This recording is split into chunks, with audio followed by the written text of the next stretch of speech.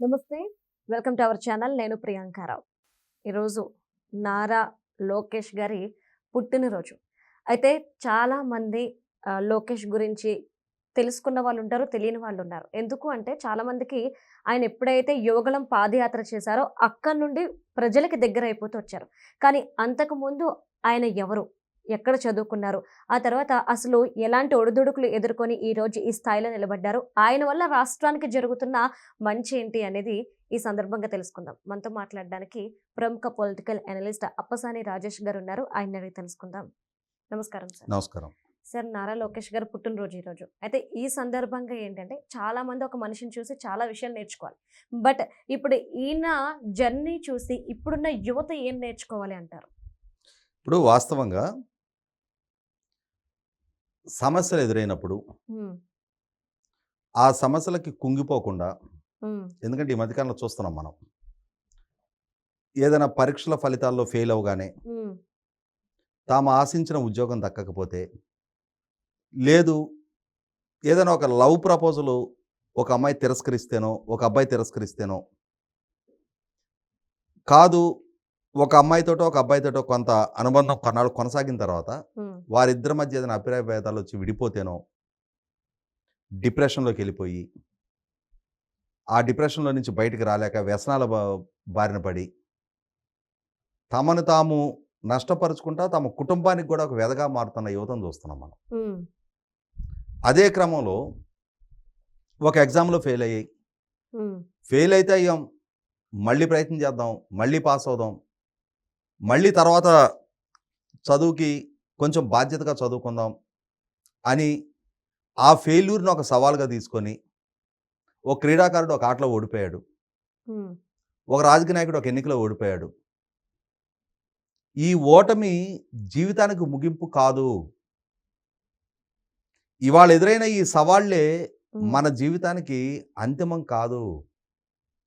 మనకింకా ఏజ్ ఉంది, మనం నేర్చుకోవటానికి అవకాశం ఉంది, మనకు కావాల్సిన టైం ఉంది, మన దగ్గర ఓపిక ఉంది, వీటిని అధిగమించగలం అని చెప్పని తమను తాము ధైర్యం చెప్పుకొని, ఆ ఓటమి నుంచి గుణపాఠాలు నేర్చుకొని, మనం ఎందుకు ఈ ఎన్నికల్లో ఓడిపోయాం, ఎందుకు ఈ ఆటలో ఓడిపోయాం, మన వంతు మనం పూర్తిస్థాయి మన సామర్థ్యాన్ని కనపరిచామా, కనపరచలేదా, హ్మ్.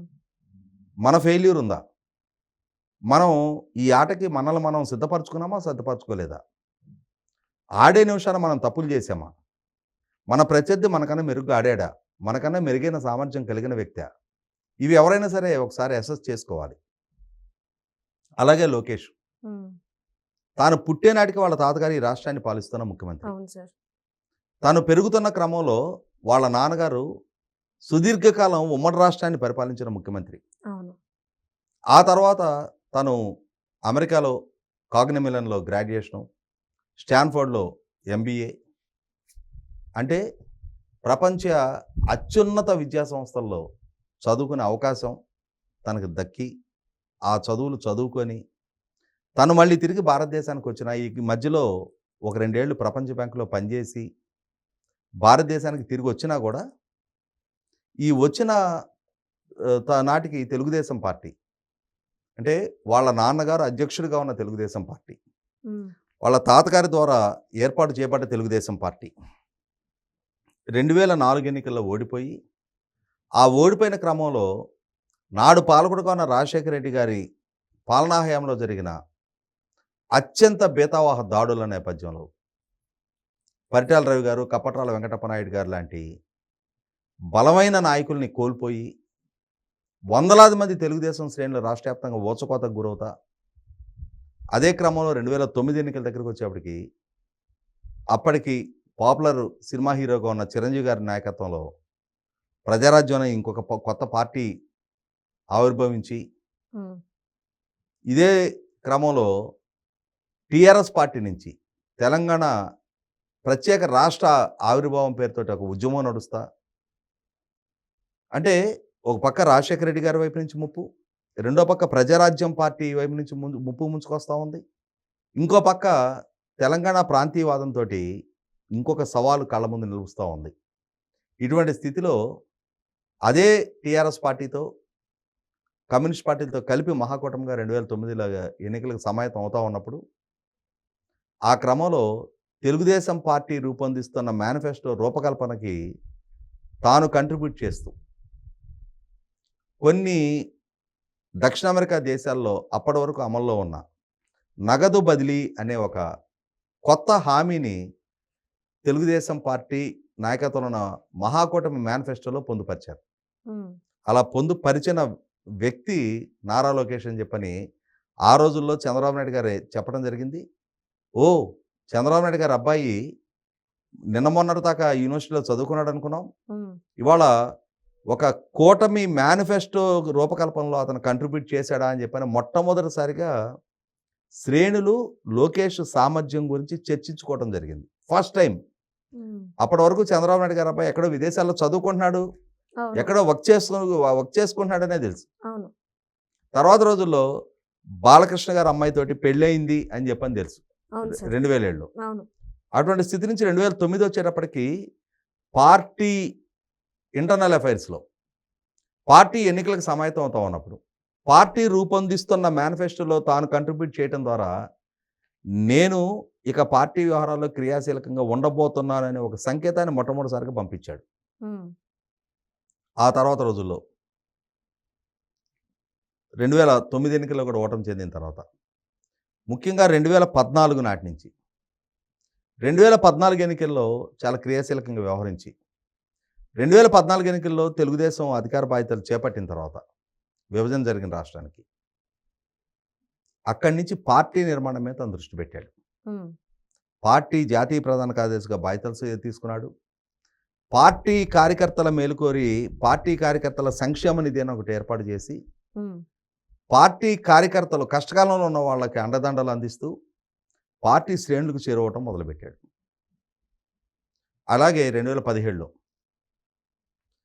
తెలుగుదేశం పార్టీ నాటికి నేటికి ప్రతిష్టాత్మకంగా చెప్పుకునే 25,000 కిలోమీటర్ల సీసీ రోడ్డు ఫార్మేషన్ దాన్ని సఫలీకృతం చేసింది, ఆలోచన చేసింది, అమలు చేసింది నాడు పంచాయతీరాజ్ అండ్ రూరల్ డెవలప్మెంట్ మినిస్టర్గా లోకేష్.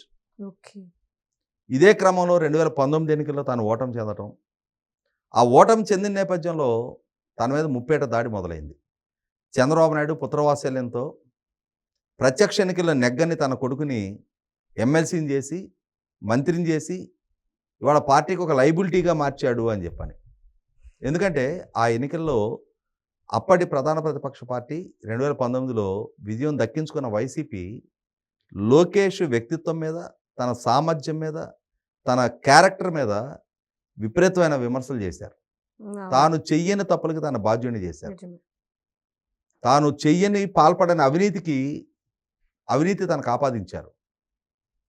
ఇటువంటి క్రమంలో ఈ అవమానాలు, ఈ దాడులు, ఈ ప్రచారాలు, ముఖ్యంగా మార్ఫింగ్ ఫోటోలు, మార్ఫింగ్ వీడియోలతోటి అవును, తన వ్యక్తిత్వాన్ని పాల్పడతా వచ్చారు.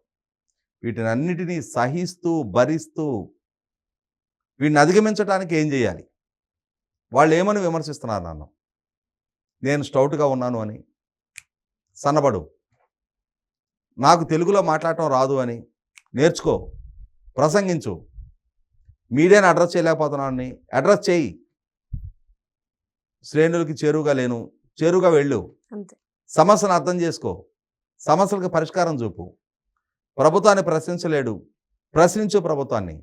ప్రశ్నించాలి అని అంటే మొట్టమొదట నీకు సెల్ఫ్ కాన్ఫిడెన్స్ రావాలి, నిజమే. మొట్టమొదట నీకు విషయం గురించి అవగాహన రావాలి, అవును ప్రశ్నించే పరిజ్ఞానం ఉండాలి. నిజమే. ఇవన్నీ ఎవరి రికమెండేషన్లతోటో ఇంకెవరో ట్యూషన్ చెప్తానో షార్ట్ కట్లోనే రావు. వీటికన్నిటికీ మూలం హార్డ్ వర్క్. తనను తాను మార్చుకునే క్రమంలో తన ఆహార్యాన్ని మార్చుకున్నాడు. స్థూలకాయుడు అనుకుంటున్న స్థితి నుంచి తానే స్లిమ్గా తయారయ్యాడు. నిజమే. తానే సమస్యలకు ఎదురెళ్ళాడు. సమస్యలు తనను చూసి పారిపోయేలాగా చేసుకున్నాడు. ముఖ్యంగా కష్టకాలంలో ఉన్న శ్రేణులకి ధైర్యాన్ని నింపాడు, అండదండలు అందించాడు. ఉమ్, తాను పోటీ చేసిన తొలి ఎన్నికల్లోనే ఓటమి చెందితే ఆ ఓటమికి వెన్ను చూపకుండా అదే ప్రజల చేత 2024 ఎన్నికల్లో 5,000తోటి ఓడించిన ప్రజలే 91,000తో గెలిపించేలాగా వాళ్ళ మన్నన మళ్ళీ పొందగలిగాడు. అలా ఉమ్, 1985 తర్వాత ఒక్కసారి కూడా నెగ్గని నియోజకవర్గంలో తెలుగుదేశం జెండా రెపరెపలాడేలాగా తాను చేయగలిగాడు. ఆ రోజుల్లో ఐటీ అండ్ హెచ్ఆర్డీ మినిస్టర్గా, ఆ రోజుల్లో IT and Panchayati Raj rural development మినిస్టర్గా ఉమ్, కొన్ని ఐటీ కంపెనీలు తేగలిగాడు. అలాగే 25,000 కిలోమీటర్ల సీసీ రోడ్ ఫార్మేషన్ చేయగలిగాడు. ఎస్సీ సప్లాను, ఎన్ఆర్ఈజీసీ ప్రాపర్గా ఇంటిగ్రేట్ చేసి, మెటీరియల్ కాంపొనెంట్ ప్రభుత్వ పరంగా స్టేట్ గవర్నమెంట్ కాంపొనెంట్ కూడా ఇన్వాల్వ్ చేసి, ఇవాళ 25,000 కిలోమీటర్ల శాశ్వత రహదారి సౌకర్యం గ్రామీణ ప్రాంతాలకు కలిగించగలిగాడు. అదే సందర్భంలో 2024 ఎన్నికల తర్వాత ఐటీ అండ్ హెచ్ఆర్డీ మినిస్టర్గా ఎన్నికలకు ముందు చంద్రబాబు నాయుడు గారు ఇచ్చిన మెగా డిఎస్సి వాగ్దానాన్ని ఉమ్, సక్రమంగా సకాలంలో డిఎస్సి నోటిఫికేషన్ ఇవ్వటం దగ్గర నుంచి ఆ డిఎస్సి నియామక ప్రక్రియ ముగించే వరకు ఉమ్, 16,347 మంది టీచర్ల ఎంపిక ప్రక్రియని సజావుగా ముగించాడు. అదే క్రమంలో విద్యా వ్యవస్థలో పెను సంస్కరణలకు ఇవాళ తను ఆద్యుడయ్యాడు. వందలాది కోట్ల రూపాయల ప్రభుత్వ ధనాన్ని తాను సేవ్ చేస్తూ ఉన్నాడు. వీటికి అదనంగా రాష్ట్రంలో ఉన్న లక్షలాది నిరుద్యోగ యువతకి వాళ్ళల్లో స్థైర్యం నింపుతూ గతంలో తాను చేసిన వేలాది కిలోమీటర్ల యువగళం పాదయాత్రలో ఉమ్, తమకు గనక అధికారం దక్కితే 20 లక్షల మందికి ప్రభుత్వ ప్రైవేట్ రంగాల్లో ఉపాధి కల్పిస్తామని చెప్పిన వాగ్దానానికి అనుగుణంగా ఉమ్, ఇవాళ లక్షలాది కోట్ల పారిశ్రామిక సంస్థలతో ఒప్పందాలు చేసుకుంటారు. ఆ ఒప్పందాలు ప్రాపర్గా గ్రౌండింగ్ అవుతూ సుమారుగా ఇప్పటికే 16 లక్షల మందికి ఉపాధి అవకాశాలు కల్పించడానికి కావాల్సిన భూమికి సిద్ధం చేశారు. ఉమ్, ఒకవేళ లోకేష్ కనుక ఈ 5 సంవత్సరాల్లో ఈ 20 లక్షల ఉద్యోగ కల్పన వాగ్దానాన్ని నెరవేర్చుకొని ఆ వాగ్దానం ద్వారా రాష్ట్ర ఆర్థిక ముఖచిత్రం మారటానికి కనుక తను బాధ్యుడైతే ఉమ్, 20 లక్షల ఉద్యోగ కల్పన జరగాలి అని అంటే కనీసం 30 లక్షల కోట్ల రూపాయల పారిశ్రామిక పెట్టుబడి గ్రౌండింగ్ అయితేనే అది సాధ్యం. ఉమ్, అన్ని సంస్థలు అన్ని లక్షల కోట్ల రూపాయల ఎకనామిక్ యాక్టివిటీ రాష్ట్రంలో చోటు చేసుకున్నప్పుడు 100% రాష్ట్ర ఆర్థిక ముఖచిత్రం మారటం ఖాయం. ఉమ్, కొత్త మార్కెట్ అవకాశాలు పెరుగుతాయి. 20 లక్షల మంది పొటెన్షియల్ ఎంప్లాయీస్ కనుక రిక్రూట్ అయితే వాళ్ళని బేస్ చేసుకుని ఇంకొక 40-50 లక్షల పరోక్ష ఉపాధి దక్కడానికి ఆస్కారం ఉంటుంది. అంటే 100% ఇన్ని లక్షల కోట్ల రూపాయల యాక్టివిటీ కనుక చోటు చేసుకుంటే రాష్ట్ర ఆర్థిక ముఖ చిత్రం ఆటోమేటిక్గా మారిపోతుంది. రైట్. కాబట్టి ఇక్కడ ఈ విధమైన విప్లవాత్మకమైన నిర్ణయాలు తీసుకుంటూ వాటిని అమలు చేస్తున్న లోకేష్ సుదీర్ఘకాలం మరింత ఉన్నత పదవులు తాను దక్కించుకొని మరింతగా ప్రజలకు చేరువవుతా, ప్రజలలో ఓ చంద్రబాబు నాయుడు గారి అబ్బాయో ఓ ఎన్టీ రామారావు గారి మనవడని కాక నారా లోకేష్ అనే తన ఐడెంటిటీని తాను కాపాడుకుంటూ ఆ పెద్దల పేరుని కాపాడగలుగుతూ లోకేష్ పదే పదే ఒకటే చెప్తాడు, మా నాన్న మా తాత ఎంత పేరు తెచ్చుకున్నారో నాకు తెలియదు, నేనైతే వాళ్ళకి అదనపు పేరు ప్రఖ్యాతులు తేగలుగుతానో కూడా నాకు తెలియదు, ఉమ్, కానీ వాళ్ళకి చెడ్డ పేరు వచ్చే పని అయితే చేయను అని చెప్తాడు. నిజమే. కాబట్టి వాళ్ళ అంత క్రమశిక్షణగా పొలైట్గా డౌన్ టు ఎర్త్ లాగా ఉండే వ్యక్తులు వాళ్ళ కీలక పదవుల్లో ఉన్నప్పుడు 100% రాష్ట్రానికి మేలు జరుగుద్ది, రాష్ట్ర యువతకు మేలు జరుగుద్ది, రాష్ట్ర భవిష్యత్తు కాపాడబడుతుంది.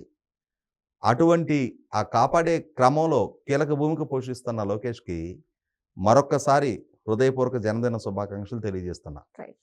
Thank you so much sir.